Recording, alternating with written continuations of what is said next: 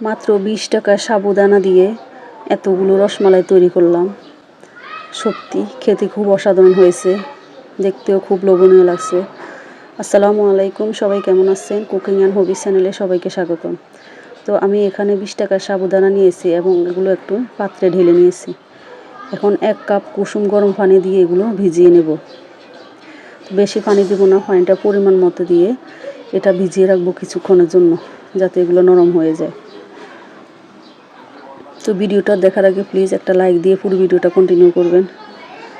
তো এখন আমি একটি অন্য পাত্রে চুলায় দুধ বসিয়ে দিয়েছি। আমি এখানে 2 থেকে আড়াই কাপ পরিমাণ দুধ দিয়ে দিয়েছি। এখন একটা এলাচ দিয়ে দিয়েছি, হাফ কাপ থেকে বেশি চিনি দিয়ে দিয়েছি, 1 চিমটি পরিমাণ লবণ দিয়ে দিয়েছি যেন মিষ্টিটা ব্যালেন্স করে।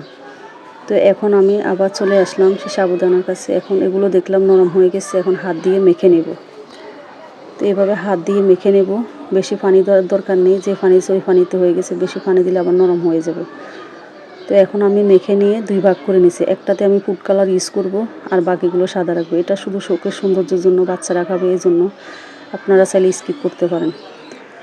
তো এখন আমি রসমালাই যেভাবে লম্বা লম্বা থাকে ওভাবে করে দিয়েছি, আপনারা চাইলে গোল করে নিতে পারেন। তো এভাবে আমি সবগুলো করে নেব। তো যারা যারা ভিডিওটা দেখছেন, যদি ভালো লাগে চ্যানেলটি সাবস্ক্রাইব করে রাখবেন, আর যারা পেজ থেকে দেখছেন পেজটি ফলো করে রাখবেন এবং লাইক কমেন্ট শেয়ার করতে ভুলবেন না। আপনার একটা লাইক মূল্যবান, লাইকের কারণে অন্যরাও দেখতে পারে, এবং শেয়ার করে দেবেন, অন্যকেও দেখার সুযোগ করে দেবেন।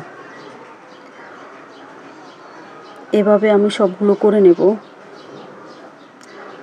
তো বাকি যেগুলো আছে এগুলোর মধ্যে আমি গ্রিন ফুড কালার দেব, আপনারা চাইলে রেড ফুড কালারটা দিতে পারেন। তো আমি এখানে 2-3 ফোঁটা গ্রিন ফুড কালার দিয়ে দিয়েছি। এটা শুধু সৌন্দর্য বৃদ্ধির জন্য দিয়েছি, আপনারা চাইলে স্কিপ করতে পারেন। এটা দেওয়ার মূলত কারণ হচ্ছে যাতে বাচ্চারা দেখে খেতে চায়, এজন্য এভাবে দেওয়া।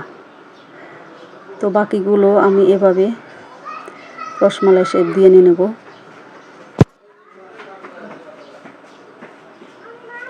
তো এই তো আমার সবগুলো দেওয়া হয়ে গেছে। এখন আমি চুলায় যে দুধ বসিয়ে রেখেছি একটা একটা করে সবগুলো দিয়ে দেব। দুধটা আমার বলক উঠে এসেছে, এখন এগুলো দিয়ে দেব, দিয়ে ভালো করে রান্না করে নেব। এগুলো দেওয়ার পর যখন বলক উঠে আসবে তখন চুলার আগুনটা কমিয়ে দেব এবং অল্প আছে এগুলো অনেকক্ষণ যাবৎ রান্না করে নেব, যাতে এগুলো ভিতর থেকে সিদ্ধ হয়ে যায়। যখনই বুঝবেন এগুলো ভালো করে সিদ্ধ হয়ে গেছে এবং দেখতে বোঝা যায় এগুলো যখন ভালো করে রান্না হয়ে যাবে, দুধটা ঘন হয়ে আসবে, তখন এগুলো এমনিতে ফুলে উঠবে এবং সফট হয়ে যাবে। হাতে ধরে নিলে দেখবেন খুব তুলতুলে নরম হয়ে গেছে।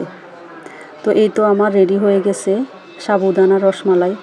খেতে খুব অসম্ভব মজা হয়েছে এবং সত্যি অসাধারণ। 20 টাকা সাবুদানা দিয়ে যে এত সুন্দর রসমালাই হয়, না করলে বোঝাই যেত না।